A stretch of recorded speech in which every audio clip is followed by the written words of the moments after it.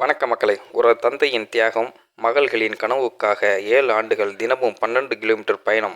பெற்றோர் தங்கள் குழந்தைகளுக்காக எவ்வளவு தியாகம் செய்வார்கள் என்பதற்கு ஆப்கானிஸ்தானைச் சேர்ந்த ஒரு தந்தையின் வாழ்க்கை நெகிழ்ச்சியான எடுத்துக்காட்டாக அமைந்துள்ளது.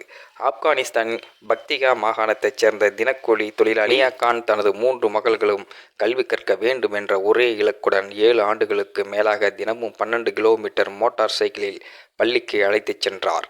ஆனால் அவரது தியாகம் அதோடு முடிந்துவிடவில்லை. மகள்களை பள்ளியில் இறக்கிவிட்டுவிட்டு வேலைக்கு செல்லாமல் பள்ளி வளாகத்துக்கு வெளியே சுமார் 4 மணி நேரம் காத்திருந்து வகுப்புகள் முடிந்ததும் மீண்டும் அவர்களை பாதுகாப்பாக வீட்டிற்கு அழைத்துச் செல்வதை தினமும் வழக்கமாகவே கொண்டிருந்தார். பெண்கள் பள்ளிக்கு செல்வதற்கே பல தடைகள் இருந்த சூழலிலும் என் மகள்களின் கல்வி எந்த காரணத்திற்காகவும் நிற்கக்கூடாது என்ற உறுதியுடன் அவர் போராடினார். மியா கான் தனது சிறுவயதில் வறுமை காரணமாக படிப்பை தொடர முடியாமல் போனவர். அந்த வேதனையை தனது மகள்கள் அனுபவிக்க கூடாது என்பதற்காக குடும்பத்தின் பொருளாதார சிரமங்களையும் பொருட்படுத்தாமல் அவர்களின் கல்விக்கே முன்னுரிமை அளித்தார். ஒரு கட்டத்தில் அவரால் தொடர்ந்து வேலை செய்ய முடியாத நிலை ஏற்பட்ட போது அவரது மனைவி கோர்மா மருத்துவமனையில் துப்புரவு பணியில் சேர்ந்தார்.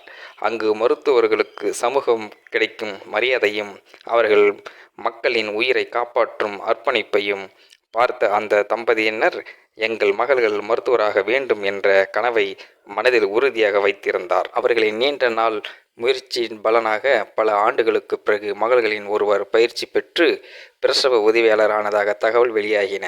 அது அந்த குடும்பத்தின் கனவுகள் நனவாக தொடங்கிய தருணமாக அமைந்தது. ஒரு தந்தையின் அன்பு, ஒரு தாயின் தியாகம், கல்வியின் மீது கொண்ட நம்பிக்கை, இந்த மூன்றும் சேர்ந்தால் எந்த வறுமையும் எந்த தடையும் வெல்ல முடியும் என்பதை உணர்த்துகிறது. குழந்தைகளுக்கு நாம் கொடுக்கக்கூடியது மிகப்பெரிய சொத்து பணம் அல்ல, கல்விதான். அந்த கல்விக்காக பெற்றோர் செய்யும் தியாகமே அவர்களின் எதிர்காலத்தை ஒளிரச் செய்கிறது.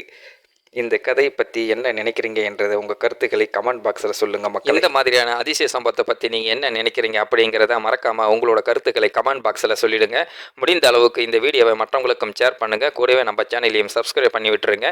தேங்க்யூ ஃபார் வாட்சிங். இது போன்ற செய்திகளை உடனுக்குடன் நீங்கள் தெரிந்து கொள்ள மறக்காமல் எங்களுடைய சேனலை சப்ஸ்கிரைப் செய்யவும், கூடவே பக்கத்தில் வரும் பெல் ஐக்கானையும் கிளிக் செய்யவும் மக்களை.